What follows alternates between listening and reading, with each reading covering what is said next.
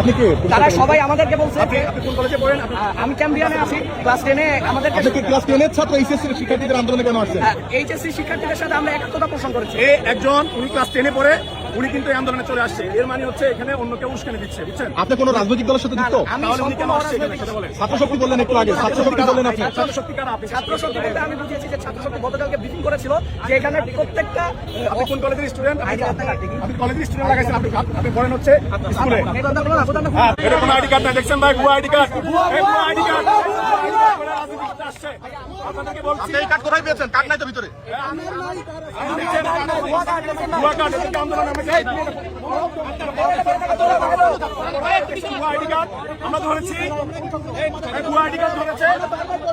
আপনাদেরকে জানাচ্ছি এই আন্দোলনে অন্য কেউ উস্কানি দিচ্ছে, এটা অন্য কেউ উস্কানি দিচ্ছে। ভুয়া আইডি কার্ড ধরা পড়েছে, আপনাদেরকে ভুয়া আইডি কার্ড ধরা পড়েছে। দেখেন উনি বলছেন ছাত্র শক্তি।